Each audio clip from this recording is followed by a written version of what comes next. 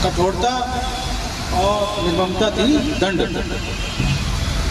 दंड मतलब अंग्रेजों ने कानून इसलिए बनाए थे ताकि भारतीय को अपने कानून में दबा कर रखा जाए और उनसे काम लिया जाए, अपनी सरकार चलाए। उस शब्द को ही नए कानून में चेंज कर दिया गया है और दंड की जगह शब्द जोड़ा गया है न्याय। न्याय से परिलक्षित होता है कि इससे गरीबों को, जो परेशान लोग हैं, जो पीड़ित पक्ष है, किसी भी तबके का हो, किसी जाति धर्म का हो, किसी विशेष का हो, इसको न्याय मिले। तो सबसे बड़ी बात पॉजिटिव शब्द जो है वो यहीं की शुरुआत हो जाती है कि न्याय, भारतीय न्याय संहिता। इस कानून की खास बात यह है कि ये भारतीय द्वारा ही बनाया गया है और भारतीय द्वारा ही लागू किया गया है। कहने का मतलब है कि आप लोगों ने ही बनाया है और आप लोगों को ही लागू है। ये किसी संस्था या किसी विदेशी संस्था द्वारा लागू नहीं है। हमारा कानून हमने बनाया, हम पर ही लागू है। हम उसको उल्लंघन करेंगे तो हमें दंडित होंगे, चाहे आप हो या हम हो। तो इसकी एक इसमें कुछ धाराएं जो कि रिलेवेंट थी वो उनको बनाए रखा गया है, उसके क्रमांक चेंज हो गए। बाकी कुछ धाराएं नई जोड़ी गई हैं जो कि आज के हिसाब से हैं और कुछ धाराएं जो कि उस समय की आज भी प्रासंगिक है उनको बनाए रखा गया है, उनकी केवल संख्या चेंज है। अगर इसमें महत्वपूर्ण संशोधनों की बात करें, जो संशोधन हुए हैं, इसमें महिलाओं और बच्चों की सुरक्षा पर विशेष ध्यान दिया गया है। इसमें स्पष्ट रूप से कहा गया है कि बालकों के साथ या बालकों को लेकर कोई संगठित अपराध करेगा उसको भी अपराधी माना जाएगा। कई बार ऐसा होता है कि छोटे छोटे बच्चे चोरियां करते हैं या लूटपाट करते हैं, जब देखते हैं बच्चे तो नाबालिग हैं, लेकिन उनके पीछे जो बड़े लोग, जो सरगना हैं, वो हमेशा बच जाते थे। लेकिन इस कानून में साफ साफ स्पष्ट रूप से संकेत किया गया कि बच्चों के द्वारा उन्हें संगठित करके जो अपराध करेगा उसको शकंजा कसा जाएगा। महिला संबंधी अपराधों में जो पहले धाराएं 354A, B, C, D, इसके अलावा 509 धाराओं का बिखराव था, 376 अलग था, तो उनको पढ़ने में समझने में देर लगती थी। कहाँ 376 संख्या, कहाँ 354, कहाँ 509, उन सभी धाराओं को समेकित रूप से एक साथ लाया गया है। इसको भारतीय न्याय संहिता को PNS बोला जाता है और भारतीय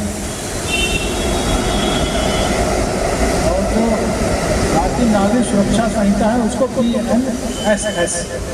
तो जो महिला संबंधी अपराध थे, जो 376, 354 और 509 थे, उन सबको इकट्ठा करके सीधे 64, 65, 66, 67, 68, 69 मतलब 64, 65, 66, 67, 69 इन धाराओं में स्पेशल समाहित किया गया, तो एक लाइन में मिल जाएगा। इसके साथ साथ उनमें बदलाव भी किया है। जैसे एक 69 धारा है वो PNS में जोड़ी गई है कि प्रवंचना पूर्वक किसी महिला के साथ कोई जो है अपराध करेगा, जैसे मतलब शादी का झांसा देकर जो गलत काम होता था, वो पहले IPC उसमें मौन थी हमारी। अब इसमें यह है कि अगर कोई अपराध करेगा तो उस पर सुसंगत धारा में मुकदमा पंजीकृत कर उस पर कार्रवाई होगी। इसी प्रकार इसमें संगठित अपराध में बहुत जोर दिया गया। संगठित अपराध जो एक पेशेवर तरीके अपराधी होते हैं, जो अपहरण की कार्रवाई करते हैं, चोरी करते हैं, लूट करते हैं, धोखाधड़ी करते हैं, या फिर आप जाने गाजियाबाद जैसे जिलों में का आर्थिक अपराध एक संगठित अपराध में बढ़ रहा है। प्लॉटों की खरीद फरोख्त हो रही है, एक प्लॉट को कई बार बेच दे रहे हैं, इस तरह के अपराध यहाँ ज़्यादा चलन में है। तो इन संगठित अपराधों को शिकंजा कसने के लिए इसमें संगठित अपराध की परिभाषित किया गया और उसकी सजा का प्रोविजन किया गया, जो गाजियाबाद जैसे जिले में बहुत रिलेवेंट है और उसमें सजा भी बढ़ाई गई। इसके अलावा इसमें ये भी प्रोविजन किया गया है कि अगर किसी वजह से कोई व्यक्ति नहीं आ सकता है, अगर उसमें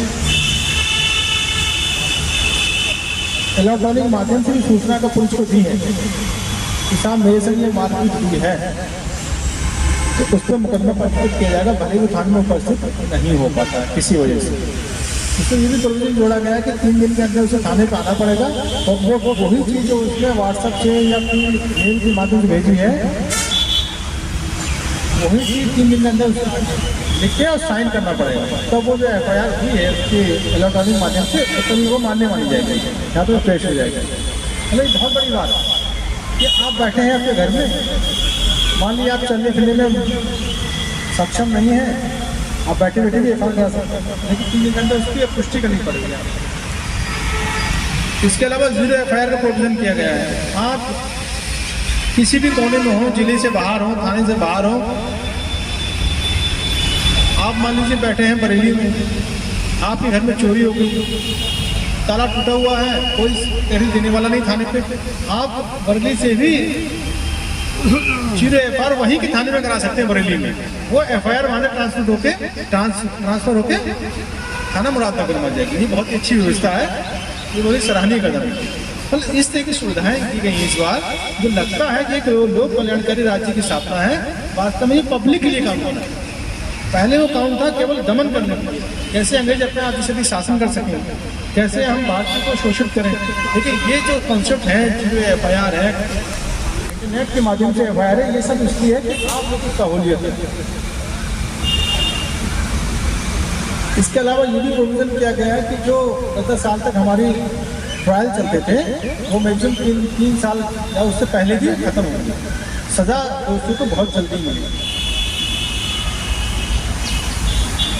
इसमें ये भी प्रोविजन किया गया है कि अगर कोई आरोपी है, कोर्ट से जमानत दे दी, कोर्ट को फिर आता ही नहीं था, उसका ट्रायल रुका रहता था, हाजिर हो सम्मान आते रहते थे, पुलिस जाती थी और फरार रहता था। लेकिन नए एक्ट के तहत अगर आरोपी नहीं भी आता है कोर्ट में, ट्रायल रुकेगा नहीं, सजा मिलेगी, तारीखें लगेंगी, सजा मिलेगी, चाहे अभी उपस्थित हो या ना। ये बहुत अच्छी बात है, हम लोग के लिए बड़ी सुविधाएं हो गई है। पहले हम लोग एविडेंस देने जाते थे, जैसे मैं डिस्ट्रिक्ट मऊ में पोस्टेड रहा हूँ, मऊ जाना पड़ता था।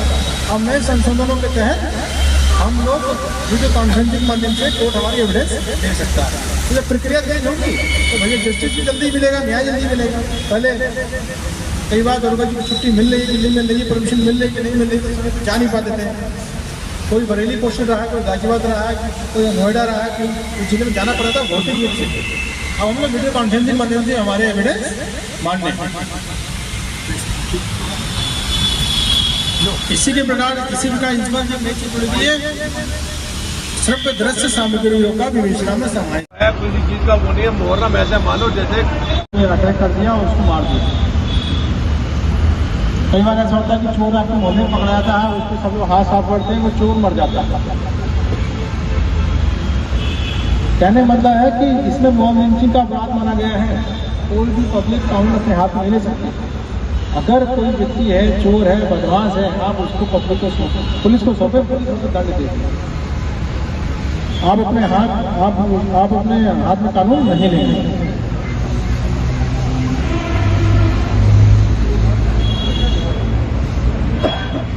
चेन स्नेचिंग के बारे में अलग से धारा जोड़ी गई है। पहले हम लोग 392 में इसको लिख देते थे, उसमें केवल लूट का जिक्र था, चेन स्नेचिंग का जिक्र नहीं था। उसमें IPC मोन थी, इंडायरेक्टली समावेश करते थे उन धाराओं का। लेकिन इस बार धारा 304 के तहत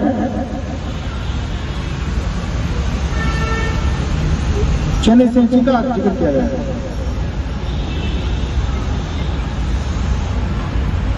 चैन स्नैचिंग, मोबाइल स्नैचिंग का अलग से धारा जोड़ी गई जो पहले नहीं थी। इसके अलावा साइबर क्राइम के बारे में अलग से इसमें बताया गया। साइबर क्राइम के बारे में पहले IPC मोहन थी, क्योंकि जब अंग्रेज थे तो उस समय साइबर क्राइम जैसी कोई चीज़ हुआ नहीं करती थी। इसके लिए अलग से एक IT एक्ट की प्रोविजन जोड़े गए थे माइनर एक्ट में, लेकिन IPC में नहीं था। लेकिन आप IPC की धारा 111 के तहत साइबर क्राइम संबंधी जो भी अपराध होगा उसको उसमें कवर्ड किया गया है। क्योंकि आधुनिक समय में जो अपराध की प्रवृत्ति चेंज हुई है, आज केवल सड़क पर जो घटनाएं होती थी उनमें तो कमी आई है, लेकिन इसके अलावा जो है फ़ोन आता है, इंटरनेट के माध्यम से अपराधी सक्रिय हो गए हैं। वो आपको पासवर्ड, आपका ATM कार्ड के बारे में जानकारी कर लेते हैं, आपको पता नहीं चलता और पैसा गायब हो जाता है। वो केवल IT एक्ट से कवर्ड होता था, अब IPC की धारा 111 से भी कवर्ड होगा।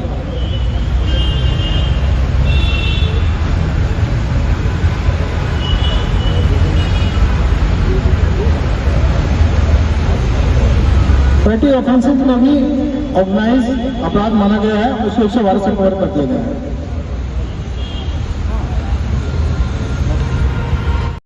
ये पहली बार सब हुआ है।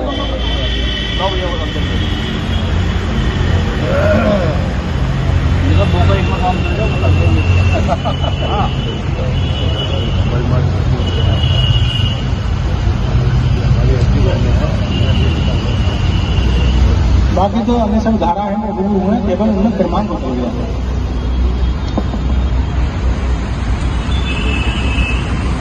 अब एक चीज हो रहा है कि आप सब लोग बड़ी संख्या में आए, बड़ा अच्छा लग रहा है। मैं तो कई बार ऐसा होता नाम आपके लोग होते हैं, लेकिन आप लोग सब लोग की गर्मी होगी, बड़ी संख्या में आए। तो अब हमारा आगामी त्यौहार मुहर्रम और कांवड़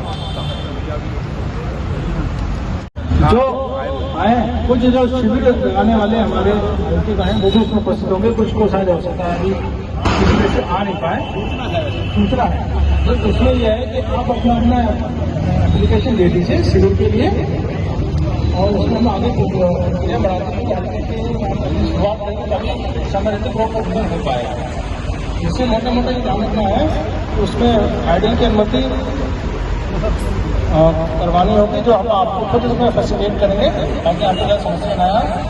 इसके अलावा इसमें एक क्वेश्चन भी करनी है जो मुझे आदेश हुआ है कि जो भी कांवड़िया आ रहे हैं, जो भी कांवड़ लगेगी वो बाईं तरफ लगेगी, क्योंकि अगर बाईं फॉर एग्जाम्पल किसी व्यक्ति को किसी ने मार के लटका दिया, मान लीजिए उसका मर्डर कर दिया, तो वहाँ जाके विवेचक उसकी फोटो लेगा, उसकी वीडियोग्राफी करेगा। तो किसी ने अगर उसको देखा है मारते हुए तो उसके साक्ष्य एविडेंस लेगा, उन साक्ष्य को बाकायदा हम अपने मोबाइल के थ्रू अपलोड करेंगे और वो यहाँ से बैठे बैठे जैसा आपको दिखाई देंगे।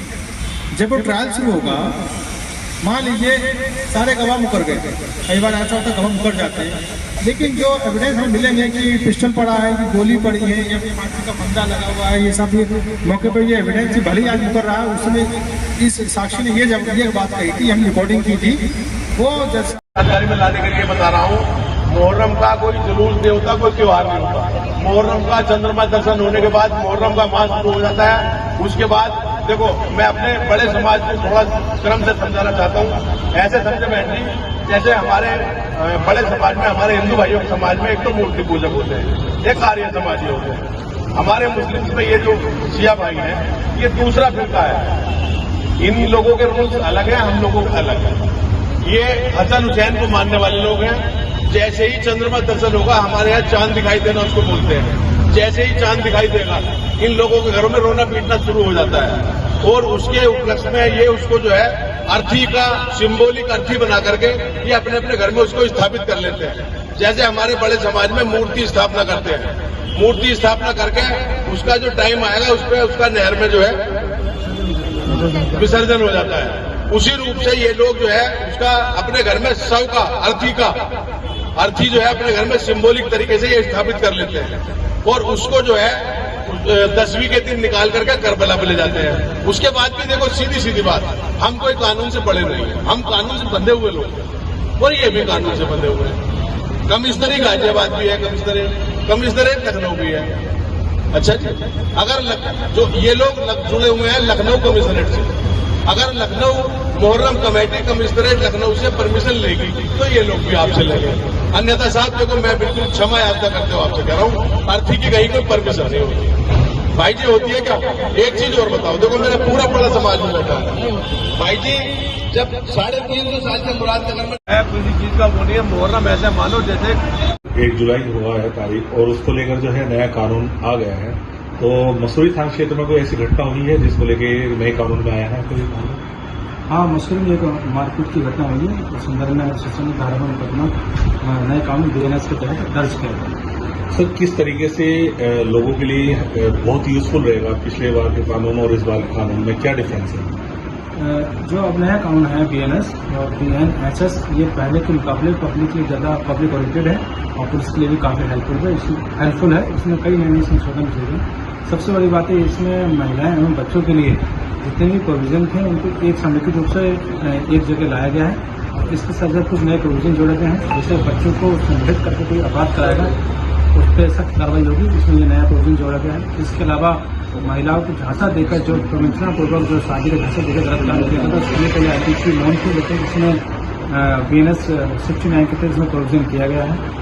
इसके साथ साथ इसमें संगठित अपराध की कमर तोड़ी गई है। संगठित अपराध के अलग से एक धारा 111 जोड़ी गई है, जिसमें संगठित अपराध चाहे चोरी हो, लूट हो, अन्य पेशेवर अपराधी हैं उनकी कमर तोड़ने के लिए इसमें प्रोविजन किया गया है, पहले नहीं था।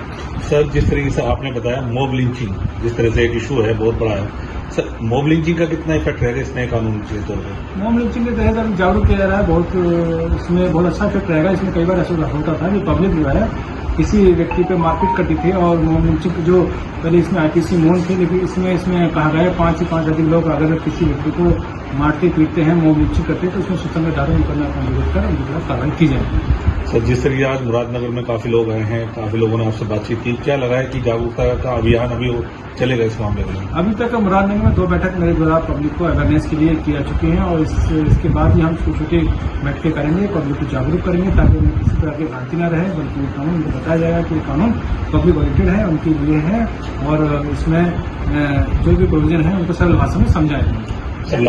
लास्ट सवाल, टेक्नोलॉजी को लेकर बताया गया है सबसे ज्यादा कि इसमें साक्ष्य रहेंगे, कॉल कर सकते हैं, कहीं भी रह सकते हैं, वहां से अगर वो थोड़ा टेक्नोलॉजी बेस बता दीजिए। टेक्नोलॉजी बेस है और तकनीकी बेस है। इसमें एक तो यह है कि अगर कोई व्यक्ति किसी वजह से थाने पर नहीं आ पाता है, अगर वो अपने इलेक्ट्रॉनिक माध्यम से पुलिस को सूचना देता है तो उस पर भी पुलिस FIR लॉन्च करेगी। लेकिन इसमें यह नियम जोड़ा गया है कि 3 दिवस के अंदर उस संबंधित थाने में आके इस चीज को अपने हस्ताक्षर से प्रमाणित करना पड़ेगा। ये FIR मेरे द्वारा लॉन्च कराई गई थी, तो उसमें आगे की विवेचना की जाएगी। इसके साथ साथ इसमें ये भी एक नया प्रोविजन जोड़ा गया है जिसको 0 FIR नाम दिया गया है। अगर कोई थाना क्षेत्र का वासी किसी अन्य थाना क्षेत्र में भी अगर कोई मुकदमा भिजवा देता है तो उसे 0 FIR में वो मुकदमा और थाना प्रभारी दर्ज करेंगे और उसके बाद वो रिलेटेड थाने में वो FIR भेज दी जाएगी। कोई भी थाना प्रभारी या कोई भी थाना अध्यक्ष या मुकदमा लिखने से किसी व्यक्ति को इस बात में मना नहीं कर सकता कि ये घटना हमारे क्षेत्र की नहीं है, इससे ये मुकदमा लिखना पड़ेगा।